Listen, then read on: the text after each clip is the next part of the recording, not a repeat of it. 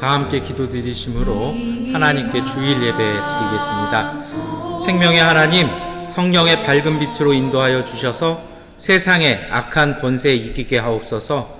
육체적으로 정신적으로 방황할 때 주님의 뜻을 분별하는 지혜를 주시고 고난을 이길 힘을 주시어 죽음에서 생명으로 구원하소서. 성난 파도를 잠재우신 능력을 믿사오니 저희 요란한 마음에 평안을 주옵소서. 온갖 화려한 부귀영화와 감언 이설로 가득한 세상에서 주님의 참뜻을 분별하여 마음의 평안을 누리게 하옵소서.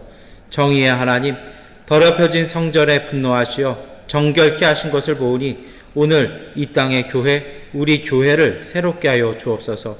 주님께서 거하시는 우리를 정결케 하옵소서. 생명과 평화와 정의의 하나님, 이곳에 임하시어 하나님 나라 이루시는 하나님 앞에 드려지는 예배 되게 하여 주옵소서. 예수 그리스도의 이름으로 기도드립니다. 아멘. 나는 전능하신 아버지 하나님, 천지의 창조주를 믿습니다. 나는 그의 유일하신 아들 우리 주 예수 그리스도를 믿습니다. 그는 성령으로 잉태되어 동정녀 마리아에게서 나시고 본디오 빌라도에게 고난을 받아 십자가에 못 박혀 죽으시고 장사된 지 사흘 만에 죽은 자 가운데서 다시 살아나셨으며 하늘에 오르시어 전능하신 아버지 하나님 우편에 앉아 계시다가 거기로부터 살아있는 자와 죽은 자를 심판하러 오십니다. 나는 성령을 믿으며 거룩한 공교회와 성도의 교제와 죄를 용서받는 것과 몸의 부활과 영생을 믿습니다. 아멘. 주님의 성령 지금 이곳에 임하소서.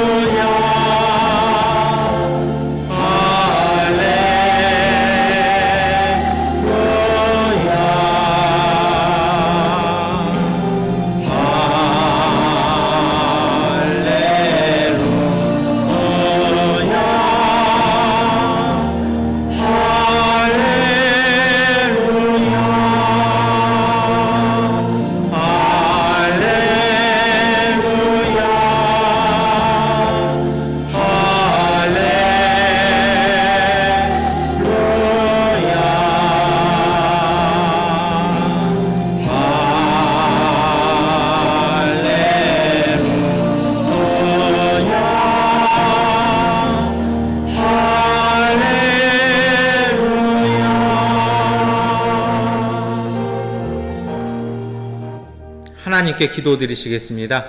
전능하신 아버지 하나님, 8월 마지막 주 주일 예배를 주님 앞에 드립니다. 이제 여름과 또한 여러 가지 우기 시간들을 보내며 주 앞에 차분한 마음으로 예배를 드리며 하나님 8월을 돌아보고 9월을 맞이하려고 합니다. 오늘 이 시간 예배 드리는 이곳에 평화의 예수님께서 오셔서 우리 가운데 참된 평화와 하나님 쉼을 허락하여 주시옵소서. 이곳까지 오기 전까지 가져왔던 하나님 우리의 마음과 무거움들, 그리고 고민과 생각들, 삶의 여러 가지 문제들 주 앞에 내려놓사오니 이제 주님께서 이 모든 것 은혜 주셔서 저희들에게 평안 허락하여 주시옵소서.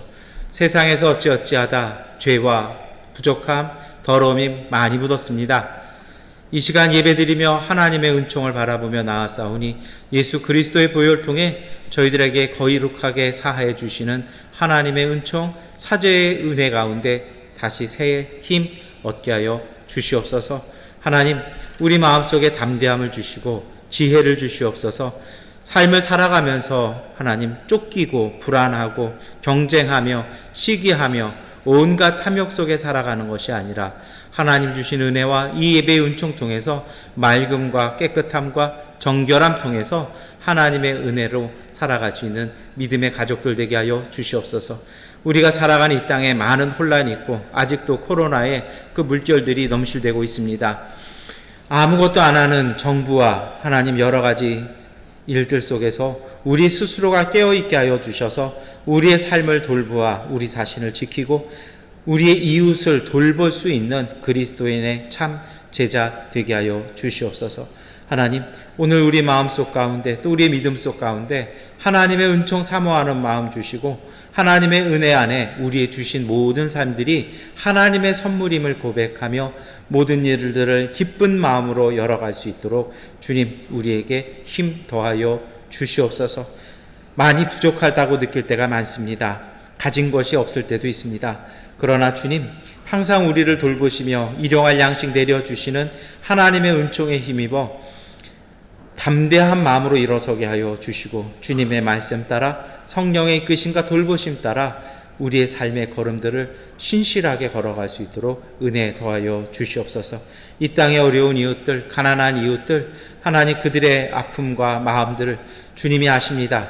이제 우리로 돌아보게 하시고 그 마음과 하나 되어 그 모든 일들을 고쳐나가며 눈물 씻어나가는 하나님의 교회 되게 하여 주시옵소서. 세력을 만들고 건물을 만들며 아름답게 장식하기보다 하나님 우리의 사회를 더 아름답고 온전하게 만들 수 있는 예수님의 손가발 되어서 이 땅을 온전히 주님 나라 만들 수 있는 그리스도의 일꾼들 되게 하여 주시고 몸된 교회 되게 하여 주옵소서. 이 마음으로 예배를 드리며 말씀을 읽고 찬양합니다. 하나님, 우리가 읽은 말씀이 우리의 삶이 되게 하시고 우리의 고백이 되게 하시고 하나님의 뜻이 우리 가운데 이루어지는 그 놀라움을 보며 찬양하는 예배 되게 하여 주옵소서. 예수 그리스도의 이름으로 기도드립니다. 아멘. 우리 기도를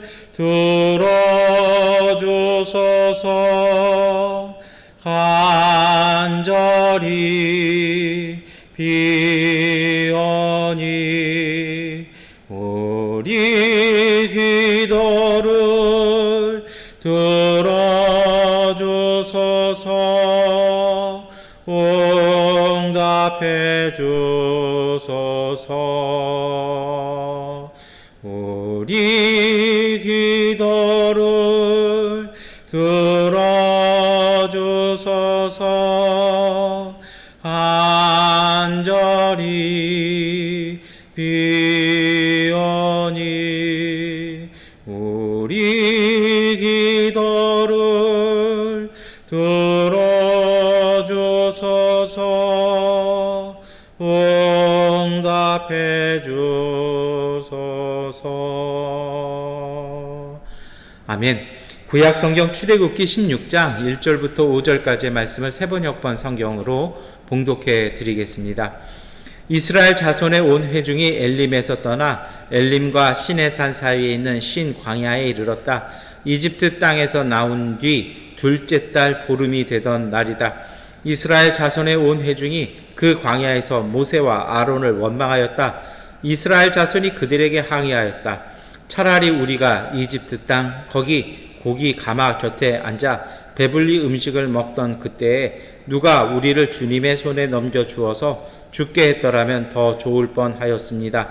그런데 당신들은 지금 우리를 이 광야로 끌고 나와서 이 모든 회중을 다 굶어 죽게 하고 있습니다. 주님께서 모세에게 말씀하셨다. 너희가 먹을 것을 하늘에서 비처럼 내려줄 터이니 백성이 날마다 나가서 그날 먹을 만큼 거두어 드리게 하여라. 이렇게 하여 그들이 나의 지시를 따르는지 따르지 않는지 시험하여 보겠다. 매주 엿새 날에는 거두어 드린 것으로 먹거리를 준비하다 보면 날마다 거두던 것의 2배가 될 것이다. 아멘. 복음서의 말씀, 요한복음서 6장 30절부터 35절까지의 말씀 세번역번 성경으로 봉독해 드리겠습니다. 그들은 다시 물었다. 우리에게 무슨 표징을 행하셔서 우리로 하여금 보고 당신을 믿게 하시겠습니까? 당신이 하시는 일이 무엇입니까? 그는 하늘에서 빵을 내려서 그들에게 먹게 하셨다 한 성경 말씀대로 우리 조상들은 광야에서 만나를 먹었습니다. 예수께서 그들에게 대답하셨다. 내가 진정으로 진정으로 너희에게 말한다. 하늘에서 너희에게 빵을 내려다 주신 이는 모세가 아니다. 하늘에서 참빵을 너희에게 주시는 분은 내 아버지시다. 하나님의 빵은 하늘에서 내려와 세상에 생명을 주는 것이다. 그들은 예수께 말하였다. 주님, 그 빵을 언제나 우리에게 주십시오. 예수께서 그들에게 말씀하셨다. 내가 생명의 빵이다. 내게로 오는 사람은 결코 줄이지 않을 것이요 나를 믿는 사람은 다시는 목마르지 않을 것이다. 아멘. 찬송가 338장 찬송 드리겠습니다.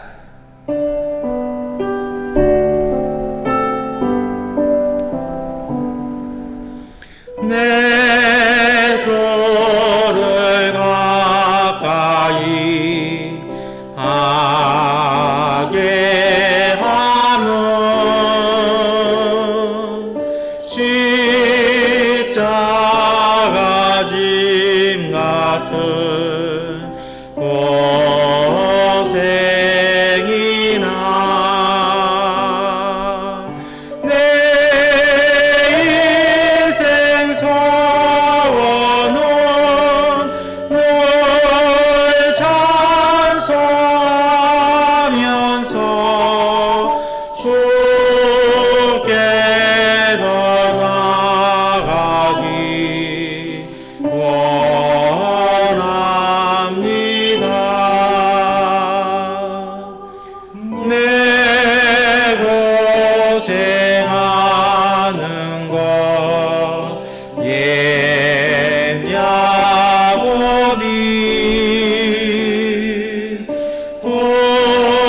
돌베개 베고자 갔습니다. 꿈에도 소원이 늘 찬송하면서 주께 더 나아가기 원합니다.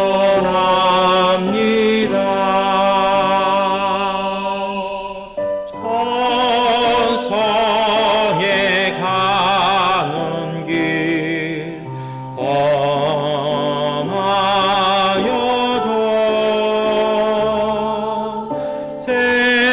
생명일 되나니 은혜로다.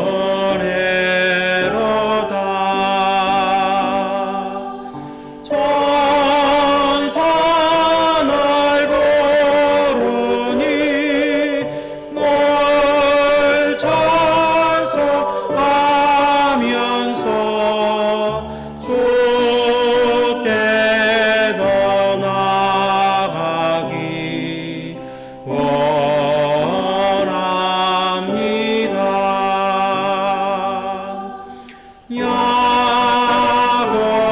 야곱이 잠 깨어 일어난 후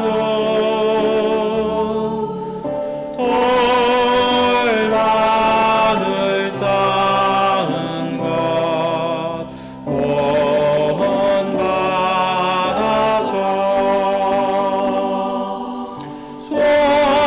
성질 때 되도록 늘 찬송하면서 주께 더 나아가기 원합니다.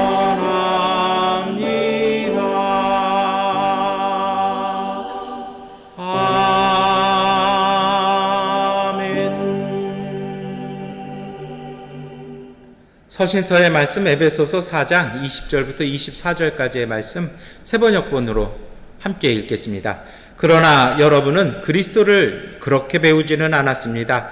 여러분이 예수 안에 있는 진리대로 그분에 관해서 듣고 또 그분 안에서 가르침을 받았으면 여러분은 지난날의 생활 방식대로 허망한 육정을 따라 살다가 썩어 없어질 그 옛사람을 벗어버리고 마음의 영을 새롭게 하여 하나님의 형상을 따라 참 의로움과 참 거룩함으로 지으심을 받은 새 사람을 입으십시오. 아멘. 찬미하겠습니다.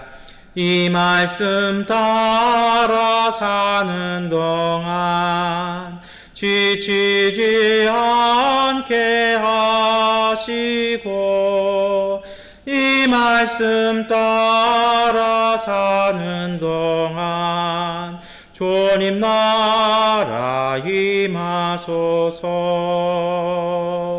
이 말씀 따라 사는 동안 지치지 않게 하시고 이 말씀 따라 사는 동안 주님 나라 임하소서.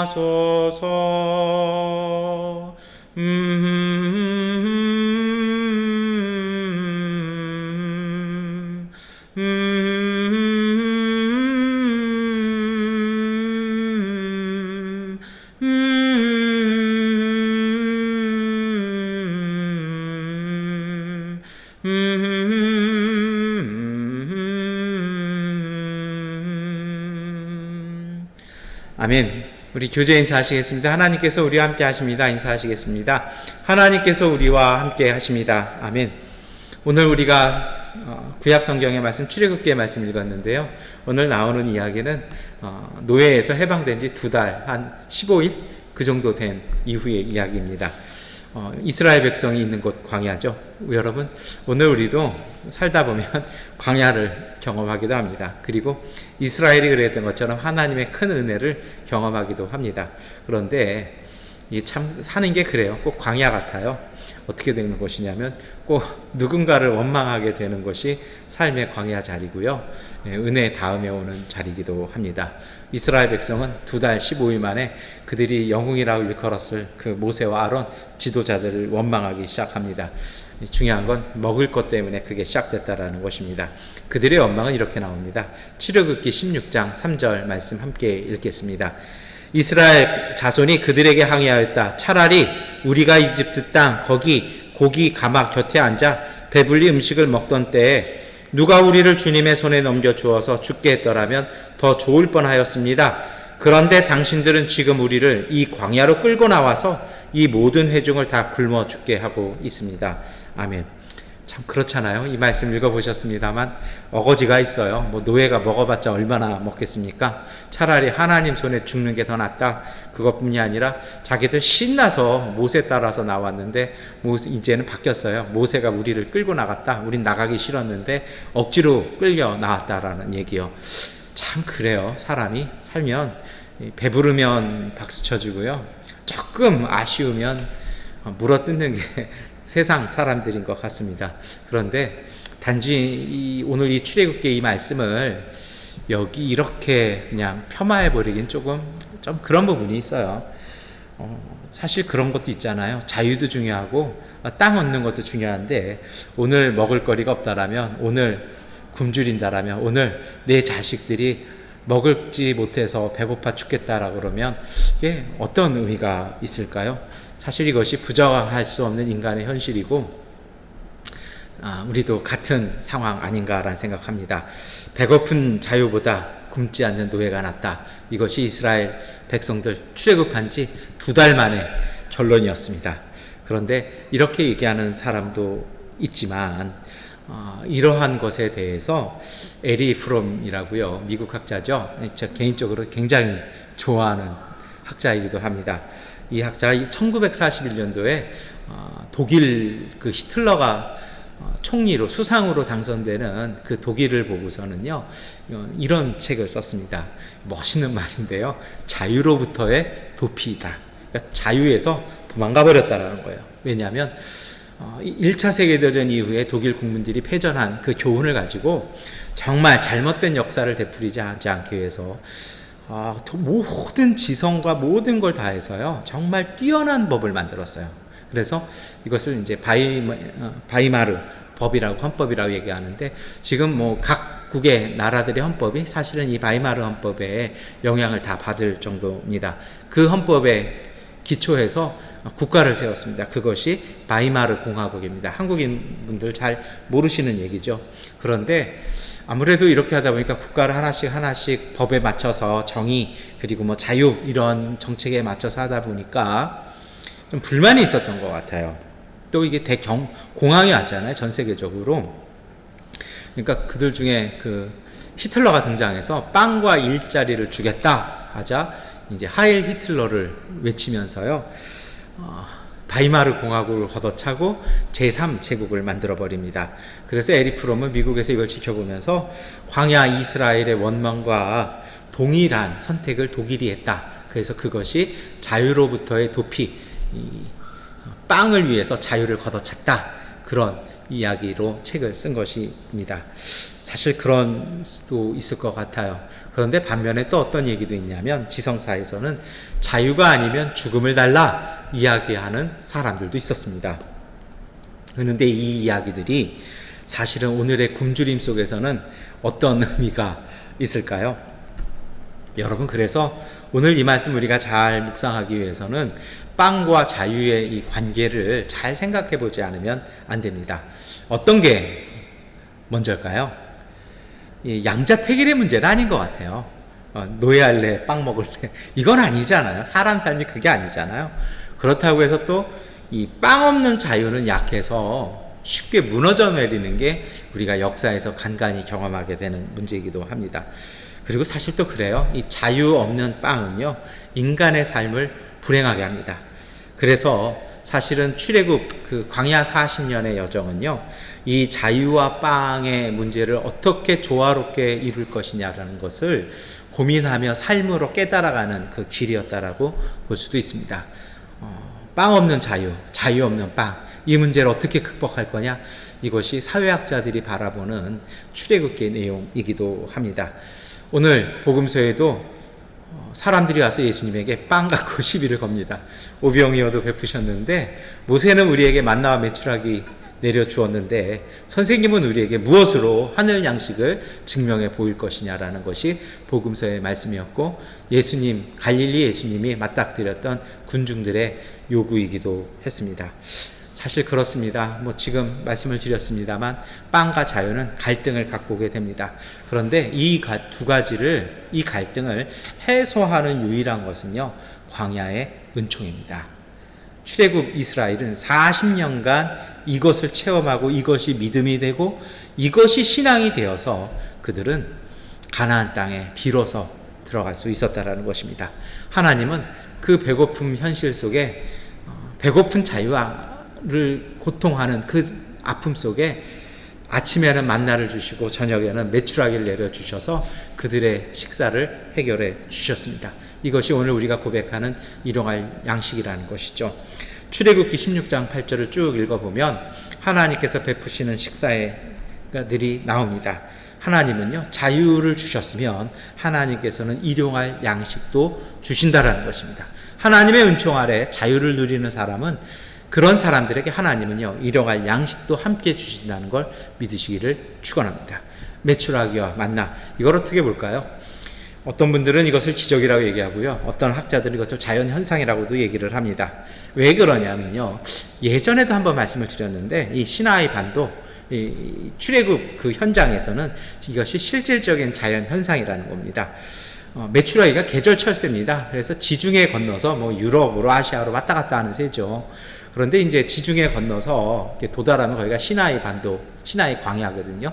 근데 바람을, 역풍을 만나면 힘이 없어서 떨어진대요. 떨어져서 이제 파닥파닥해서 땅에서 쉬다가 원기를 회복하면 다시 날아올라가는 그런 습성이 있는데, 출애굽기 16장 읽어보면 그물을 던져 새를 잡았다는 얘기 나오잖아요.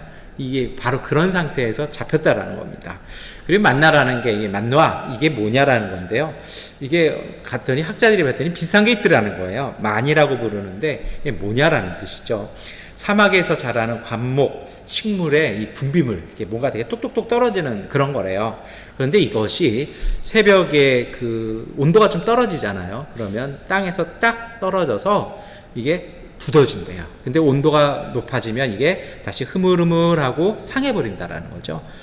이렇게 보면 이거는 뭐 자연현상이고 이스라엘 백성이 광야에서 스스로 알아서 먹거리 해결한 거 아닐까요? 그럼에도 불구하고 성경이 이것을 하나님의 은총으로 고백하는 것은 이유가 있습니다. 왜냐하면 항상 이 관목돔이 있는 데로만 다녔을까요? 이 사막이 무슨 숲도 아니잖아요. 그리고 그 많은 인구를 먹이기 위해서는요, 엄청난 양의 식물들이 필요하지 않겠습니까? 엄청나게 많은 메추라기 떼가 필요하잖아요. 놀라운 사실은 40년 동안 안식일 빼고는 이것이 그치지 않았다는 겁니다. 자연현상은 자연현상이죠. 그런데 하나님은 그 자연현상을 이스라엘 백성에게 40년 동안 끊임없이 공급하셨다는 것입니다. 이것이 바로 하나님의 은총으로 고백하는 것입니다. 그래서 이것이 의미하는 것, 우리에게 알려주는 은혜가 있습니다. 이스라엘의 삶, 성도의 삶은 하나님의 은총 안에서 하나님의 주시는 일용할 양식으로 살아간다는 것입니다. 그런데 여기에 우리가 꼭 기억해야 될 것이 있죠. 그것이 출애굽기 16장 18절부터 20절 말씀입니다. 함께 읽겠습니다.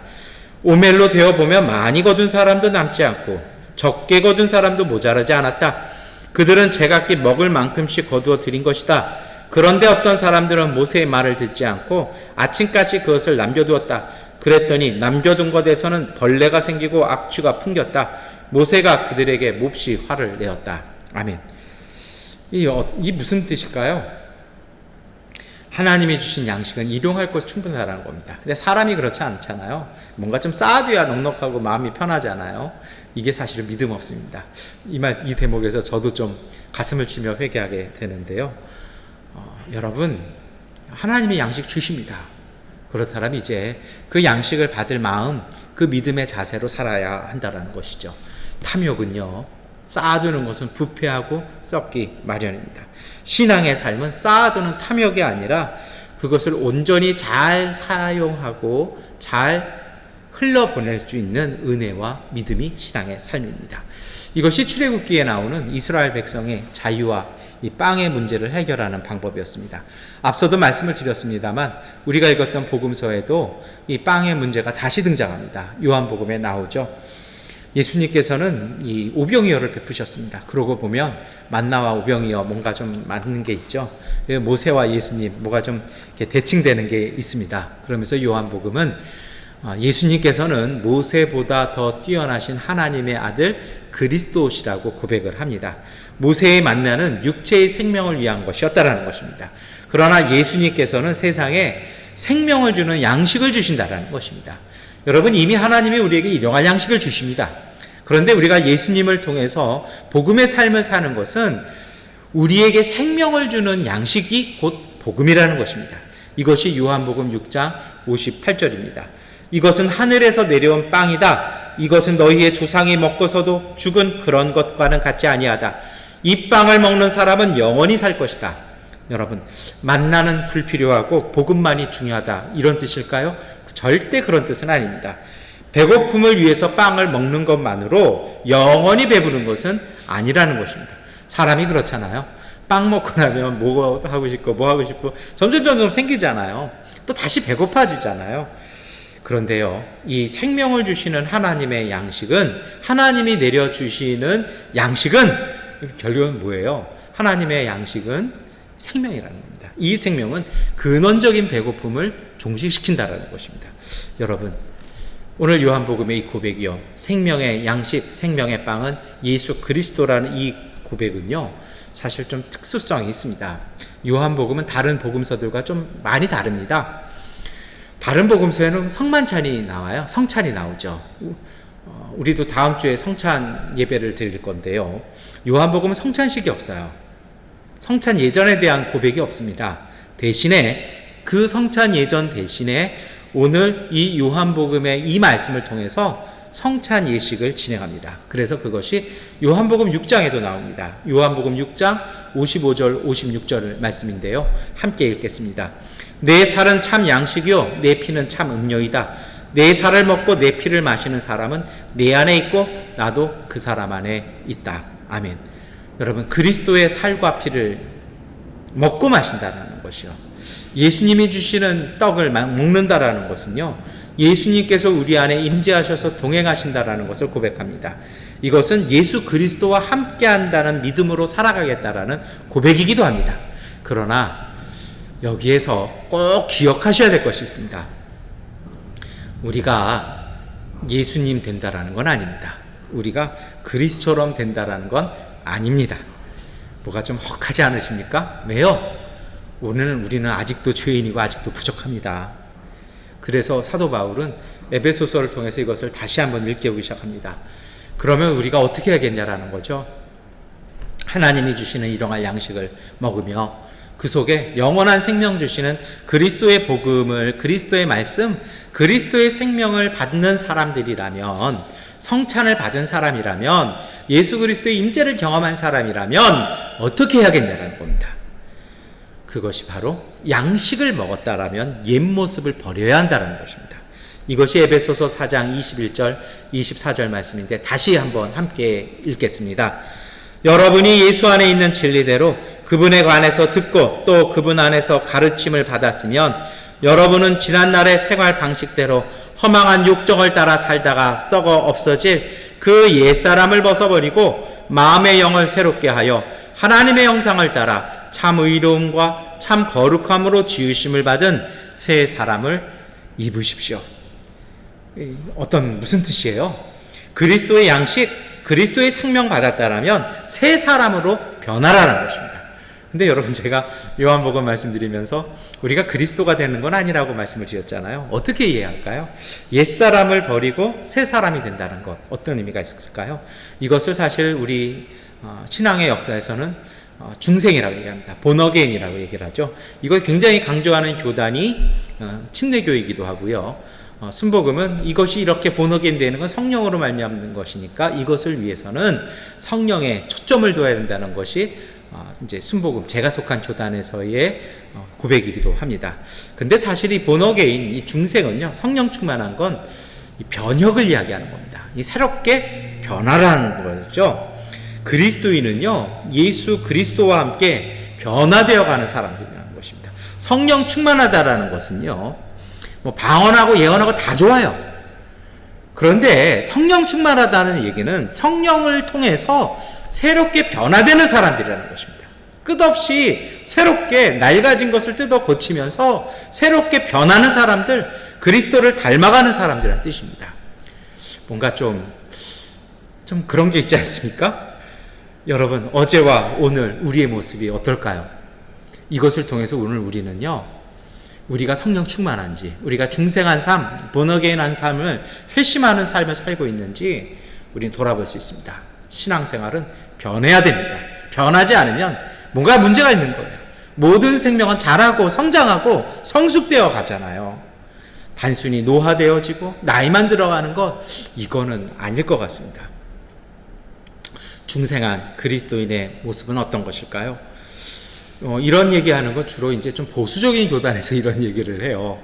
그런데 여러분, 좀 그런 거 강조하는 교단에서는 굉장히 이런 것들을, 중생의 체험들, 이런 것들을요, 신비한 개인적인 체험으로 입증된다라고도 얘기합니다. 그럼 이런 신비한 개인적인 체험이 없는 신앙은 중생하지 못한 걸까요? 성령 충만하지 못한 걸까요? 그렇지 않습니다. 체험 없어도 그리스도를 고백하는 사람은 거듭난 사람입니다. 왜요? 마음에 믿어 입술로 고백하여 하나님의 의에 이르고 구원에 이르지 않습니까? 그 고백을 이끌어 가시는 분은 하나님의 성령이시라는 겁니다. 그 고백을 신뢰하시고 다시 한번 생각해 보십시오. 거듭난 사람, 우리가 세례를 통해서도 거듭나잖아요. 거듭남이라는 거, 말씀드린 것처럼 이 신비적인 거 이렇게 강조하는 교단에서 많이 강조하는 경향이 있는데요. 사실 이것은 신앙의 주요 고백이고 교리이기도 합니다. 참된 의미는 어떤 것일까요? 이것은요, 뭐 어떤 체험을 했고, 뭐 구름을 받고, 뭘 받고, 어디를 갔다 왔고, 이거 아니에요. 뭐 그럴 수도 있어요. 그러나 진정한 것은요, 그건 본 거지, 진짜 거듭남이라는 건 어떤 것입니까? 삶의 방향인 이 지향점, 목표점, 방향성이 변했다는 겁니다. 예전에 자기를 위해서 살았다는 이제 바뀌는 겁니다. 여러분, 선교를 하든 목회를 하든 교회 생활을 하든 아니면 뭐 NGO 활동을 하든 중요한 건 이거예요. 그거 누구 위해서 하냐라는 겁니다. 누구 위해서? 그냥 내 자신, 내가 배웠기 때문에, 내가 공부했기 때문에, 그 과정을 거쳐왔기 때문에 한다라면 그건 거듭남 아니라는 거예요. 그 지향점이 하나님 나라라는 거죠. 그게 뭘로 증명이 되어집니까? 그게 맞는지 안 맞는지요? 정말 세상의 아픔과 공감하고 있냐는 거죠. 사도 요한이 그렇게 얘기하는 것처럼요. 예수님께서 얘기하잖아요. 너희가 서로 사랑할 때 내 제자인 줄 알리라. 우리가 정말 그렇게 사랑하며 사느냐가 이 거듭남의 증거라는 것입니다. 사실 이것이 우리 생각엔 잘 이해가 되지 않습니다. 그래서 니고데모도 예수님과 밤늦게 얘기를 합니다. 요한복음 3장 3절이죠. 예수께서 그에게 말씀하셨다. 내가 진정으로 너에게 말한다. 누구든지 다시 나지 않으면 하나님 나라를 볼 수 없다. 오직 거듭난 사람들만이 하나님 나라를 본다는 것입니다. 그런데 이 체험, 이 거듭남, 이 과정 절차가 없다라면 신앙생활을 하고 있고요. 목회하고 있고 선교하고 있고 뭐 NGO로 봉사생활도 하고 그런 직장도 다니는데 거듭나지 못하면 하나님 나라가 안 보이니까 그냥 자기 위해서 일한다는 겁니다. 이거 아니라는 것이죠. 어떻게 해야 할까요? 여러분, 거듭나는 건요, 오늘 예수님께서는 그렇게 말씀하셨어요. 위로부터 태어나는 것이라고 얘기합니다. 생각해 보세요. 다시 태어나지 않으면, 새롭게 태어나지 않으면 이런 말들이요. 니고데모, 우리도 잘 이해 안 되잖아요. 우리가 태어났는데 태 속으로 어떻게 들어가요? 이 니고데모가 그런 얘기 하잖아요. 내가 태어났는데 어떻게 어머니의 뱃속으로 다시 들어갑니까? 이 한국말이 참 재밌지 않습니까? 이 태어나다. 이제 그 말의 어원이 이제 딱 기억나십니까? 어머니의 태에서 나온 거죠. 이 태어나다라는 말에 이중적인 게 있어요. 이 출생, 탄생, 새로운 시작도 있죠. 근데 태어난 다음에는 태로 못 돌아가요. 이게 탄생이에요. 이게 출생이에요. 이게 생명입니다. 그리고 이것이 거듭남입니다.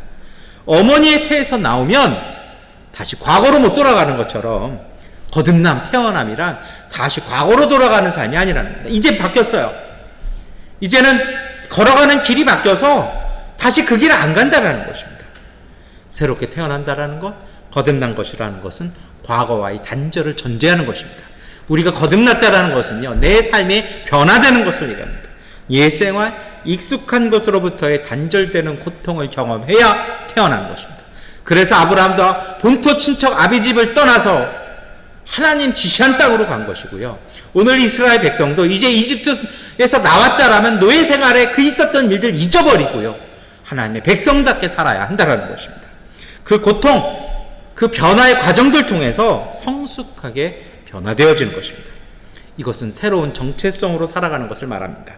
거창한 변화가 아니라 이런 것은요, 일상의 작은 것에서부터 시작되어집니다. 그러면 이 모든 것들이 단번에 변화될까요? 그러면 참 좋겠어요. 그러면 고생 안 하거든요. 그런데 그렇지는 않습니다. 오늘 우리가 예수님의 복음의 생명으로 거듭나는 건요, 우리가 하나님 나라 갈 때까지 계속 거듭나는 겁니다. 이게 일생의 여정이에요. 그래서 신앙의 그 영성가들이 뭐라 얘기합니까? 인생의 순례길이라고 얘기하는 것입니다. 거기에 도착할 때까지 우리는 계속 변화됩니다. 매일같이 변화되는 것입니다. 중생은 새로운 삶의 시작일 뿐입니다. 우리가 정말 이 만나 먹는 것보다 더 기억해야 할 것은 옛사람을 벗어버리고 새 사람을 입는 삶이라는 것입니다. 먹는 것에 집착하는 사람이 아니라는 것입니다.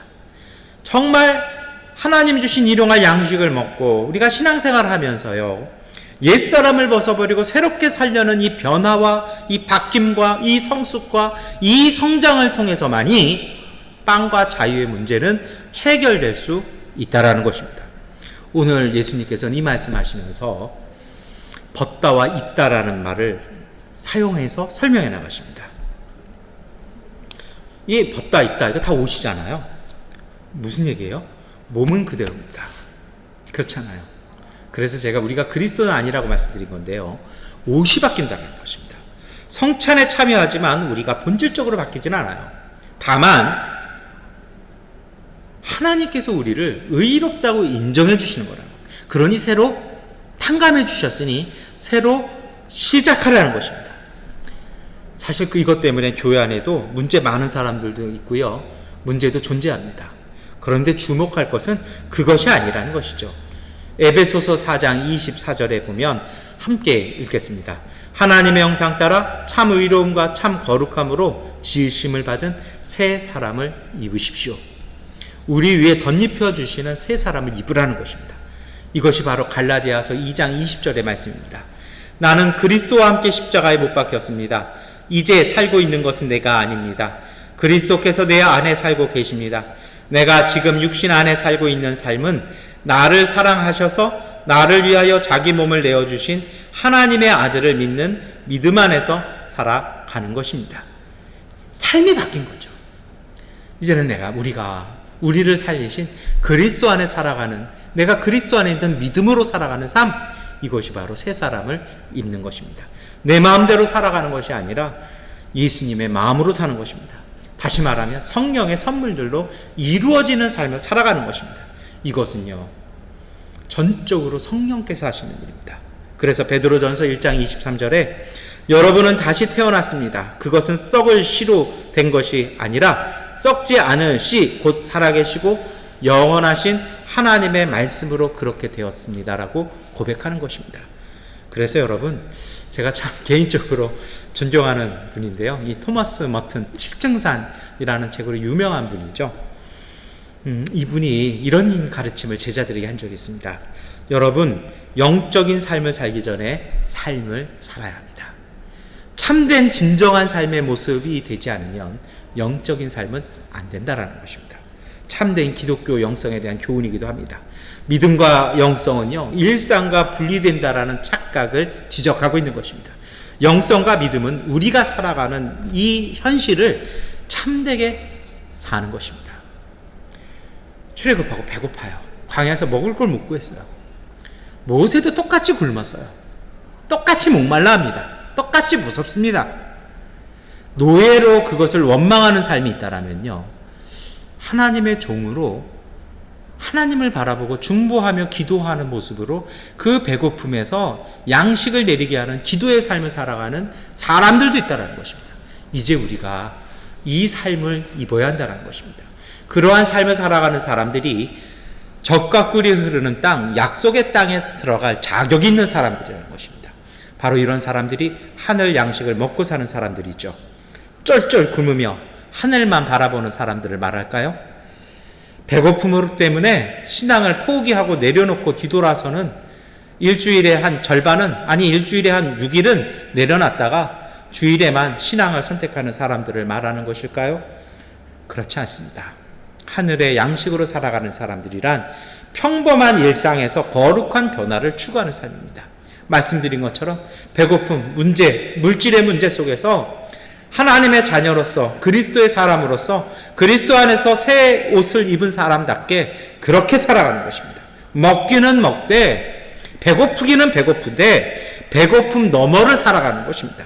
매일 오늘 우리의 마음속에 그 영을 새롭게 하는 일상을 살아가는 것입니다. 고통 속에서 아픔만 바라보고 걱정만 마음속에 채우는 사람들이 아니라 모략과 잔기만 채워나가는 사람들이 아니고요, 그 고통 속에서 그 고통을 통해서 이루어 가실 하나님의 뜻, 하나님의 형상을 채워나가는 사람들이 바로 하늘 뜻 품고 사는 사람들입니다. 우리 안에 있는 하나님의 형상을 따라 살려는 삶입니다. 이것이 바로 예수 그리스도의 마음, 예수 그리스도의 성품, 예수님의 생명으로 살아가는 그리스도인의 삶이라는 것입니다. 오늘 우리가 살아가는 세상이 부족함 많은 현실적인 상황 속에서 우린 살아갑니다. 이집트 노예 생활 추억하면서 원망하는 삶이 아니라 이제는 우리 자신이 완전하지는 않지만 평화로운 삶을 일구는 삶을 살아가야 되지 않겠습니까? 그래서 예레미야 29장 13절 14절에 너희가 나를 찾으면 나를 만날 것이다. 너희가 온전한 마음으로 나를 찾기만 하면 내가 너희를 만나 주겠다. 나 주의 말이다. 내가 너희를 포로 생활에서 돌아오게 하겠다. 내가 너희를 쫓아보냈던 세상의 모든 나라, 모든 지역에서 너희를 모아오겠다. 내가 너희를 포로로 보냈으나 나는 너희를 그곳에서 너희의 고향으로 다시 데려오겠다. 나 주의 말이다. 여러분, 말씀드린 것처럼 우리도 원망하며 누군가 미워하며 아파하며 살 수 있는 상황이 많이 있습니다. 그리스도의 양식을 먹었다라면 이제 우리 바꿉시다. 하나님은 찾으면 만나주신다고 말씀하십니다. 구하면 하나님 주십니다. 원망하며 불평하며 과거 옛날만 생각하는 사람이 아니라 오늘 우리 가운데 역사하셔서 우리로 새 생명 주셔서 우리로 새롭게 살게 하시는 하나님의 은혜를 구하는 그리스도의 생명으로 충만한 믿음의 가족들 되시기를 축원합니다. 일용할 양식을 주시는 하나님의 일상의 은총 위에 모든 것에 생명이 깃들게 하는 예수 그리스도와 하나 되는 그 믿음을 사시기를 축원합니다. 모든 일에 언제나 감사드리면서 모든 면에서 자라나서 그리스도에 이르기까지 노력하고 새롭게 태어나는 믿음의 그 순례의 여정을 살아가는 믿음의 신앙인 되시기를 축원합니다. 기도하겠습니다. 하나님, 예배와 성서와 기도와 오늘 우리의 땀과 눈물 어린 삶에서 친절하게 만나주시는 아버지, 넘치는 성령의 빛으로 우리 눈을 열어주시어 주님의 빛을 보게 하시고 저희들의 귀를 열어주시어 하나님의 말씀을 듣게 하시며 마음을 열어주시어 하나님의 생명 양식을 받아 살게 하옵소서. 그리하여 주님의 말씀의 신비가 얼마나 넓고 높고 깊은지 깨달아 알고 인간의 모든 지식을 초월한 그리스도의 사랑에 대한 뜨거운 감동으로 오늘 우리 모든 일상생활 가운데 새로운 기쁨과 주님의 능력이 빛나게 하여 주시며 오늘 우리의 모든 형제들과 함께 하늘 양식으로 일용할 양식 안에 담긴 하나님 나라 누리며 살게 하여 주옵소서. 예수 그리스도의 이름으로 기도드립니다. 아멘. 찬송가 310장 찬송하시겠습니다.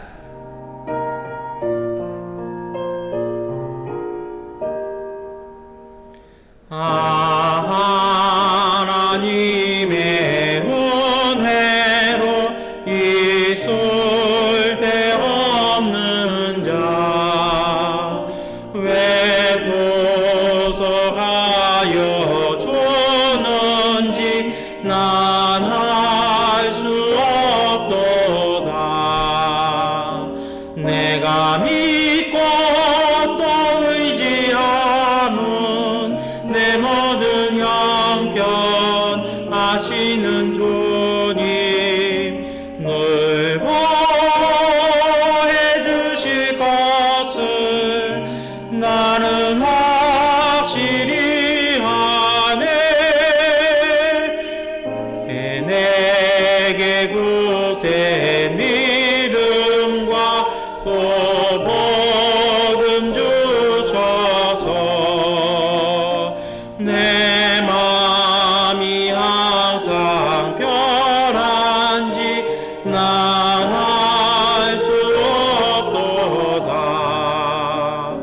내가 믿고 또 의지함은 내 모든 형편 하시는 주님 늘 도해 주실 것을 나는 확실히 아네. 왜 내게 성령 주셔서 내 마음 감동해 주 예수 믿게 하는지 난 알 수 없도다. 내가 믿고 또 의지함은 내 모든 형편 하시는 주님 늘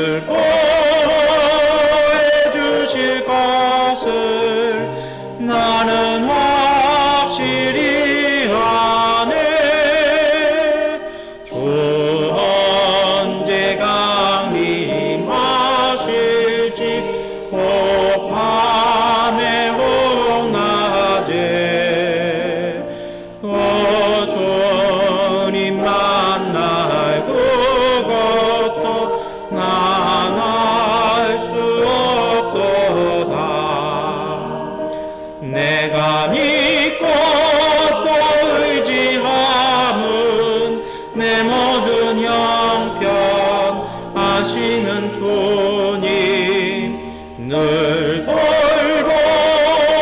돌보아주실 것을 나는 확실히 아네.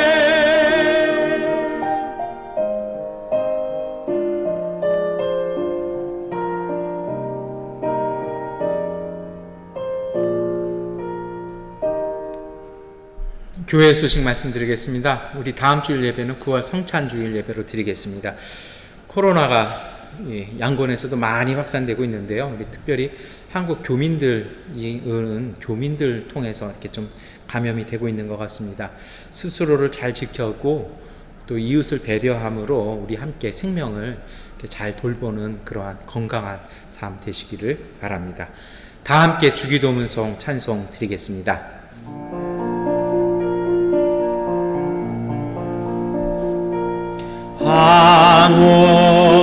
하늘에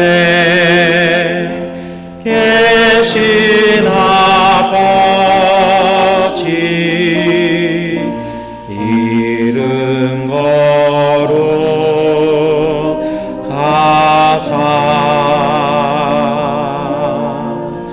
주님 나라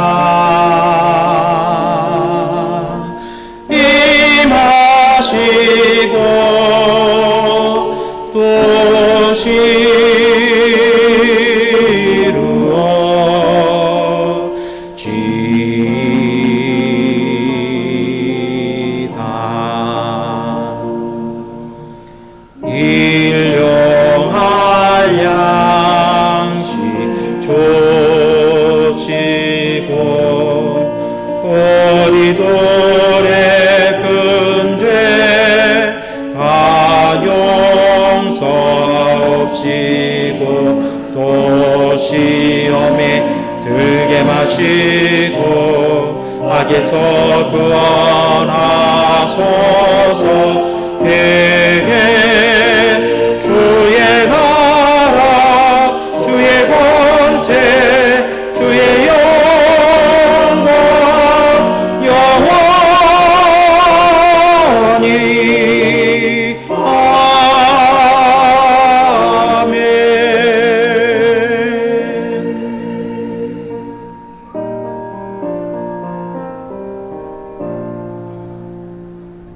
전능하신 아버지 하나님, 주일 예배 드리며 하나님 앞에 감사함으로 예물 드립니다. 우리에게 일용할 양식을 주시고 생명 양식 주심을 감사하며 하나님께서 주신 것에 거룩하게 구별하여 하나님 앞에 예물 드리오니 온전히 받아 주시옵소서. 예물 드린 모든 손길과 가정과 그 일터 가운데 하나님의 생명이 항상 충만하여 하나님의 은총으로 온전한 믿음의 삶 살 수 있도록 은혜 주시고 이끌시고 돌보아 주시옵소서. 지금은 우리 주 예수 그리스도의 은혜와 거룩하신 하나님의 은총과 보혜사 성령님의 역사와 능력이 일용할 양식 주시는 하나님의 사랑과 생명 양식 내려주시는 주님의 은총으로 오늘의 삶 속에 하나님 나라의 기쁨을 누리며 살기로 결단하는 미얀마 한인연합교회 가족들 위해 영원히 함께 하시기를 간절히 축원하옵나이다. 아멘. 주님의 평화가 우리와 함께 우리의 이웃들 가운데 하나님께서 함께 하십니다. 이것으로 주일 예배를 마치겠습니다.